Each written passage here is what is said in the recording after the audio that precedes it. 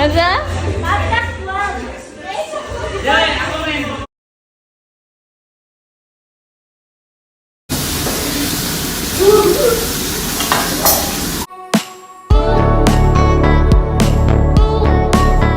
Ellen Adarna kasama ang ina at mga kapatid sa pagsalubong ng bagong taon at finally kasama na rin ang anak na si Elias. Ang saya nga mag-celebrate ng holidays dito sa Cebu.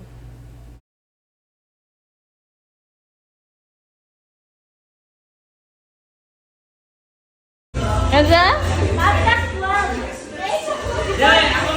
Ang ganda nga ng bahay ng Adarna family sa Cebu City. High ceiling nga ang living room. Ang saya rin ng bandingan ng magkakapatid na Adarna kasama ang kanilang mami. Wala pa kasing 12 midnight, inaantok na at nakapikit na nga sila. Sa orasan nga ni Ellen ay 11 pa lang, isang oras pang maghihintay para sa New Year.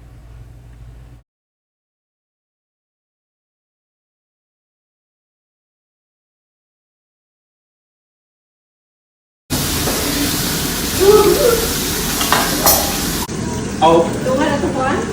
isa magaling mo muna. Nice. Ano yung pinari?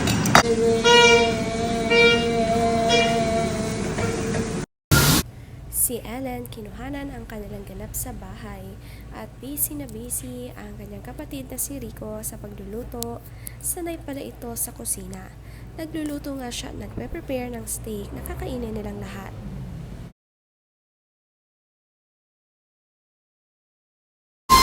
Cute guys. Happy dance. Ay, happy dance. Ano mo si Hol? Cha, what are you doing, Cha? Cha! Si Elias masaya-masaya sa New Year's Eve dahil kasama ang mga pinsan at sila ngay may hawak na lusis at mga pailaw. Nakaka-enjoy nga ang ganitong gathering.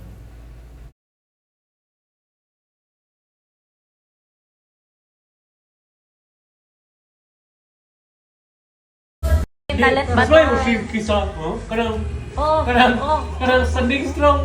Hulingon mo, no? Mas may usig. $1, I think 59. Ito yung pang New Year. 59. What? We're talking about US dollars. No, it's not US, it's Hong Kong. Yeah, so why is it 59? It's not 59. 1 is to 59. Then how much is $1? Then Google it.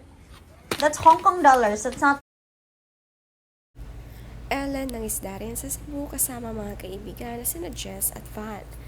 Mga patients nga sila na nag-aantay para sa isda. Mapapansin din naman ang pagka-slim ni Ellen ngayon. Ang kanyang weight nga raw ay nasa 95 pounds o 43 kilograms lamang. Sana all nga ganito kapayat.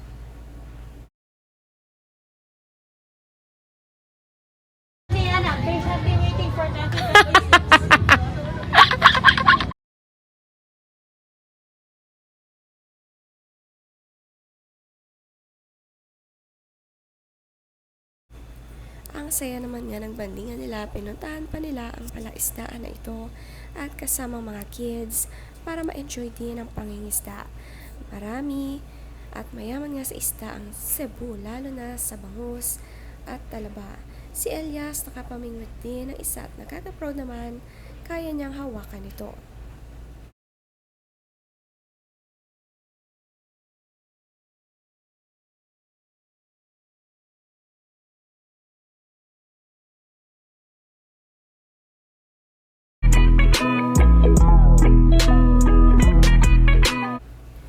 Si Ellen nakakuha rin ng isda at marami nga pwedeng masasayang activities dito sa Cebu.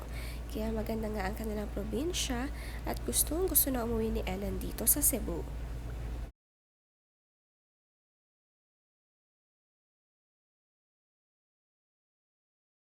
Ano yung tawag ng bahay? Why are you calling the house?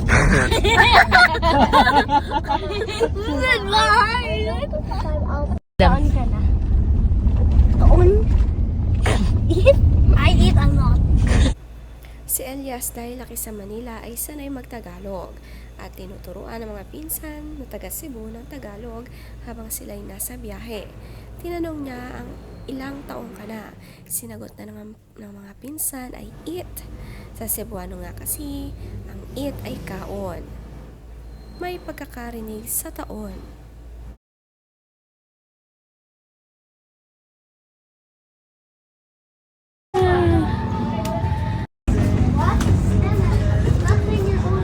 Marami nga kasama si Ellen na mangisda at more bonding ito sa mga kaibigan. Lalo na si Elias na nasa Manila nakatira. Araw-araw ngayon nakasama ang mga pinsan at sila'y naglalaro at nagkakasundo. Ang pogi nga rin ng mga pinsan ni Elias, maganda talaga ang lahi nila dito sa Cebu.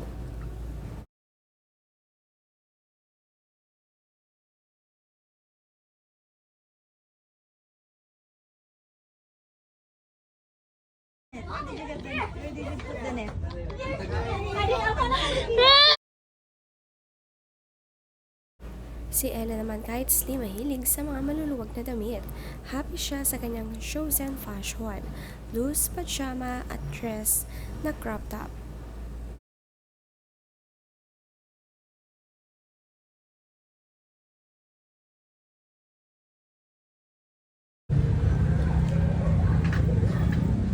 Come here, Chang. Sad boy era. Come back. Sad boy era. We got a special.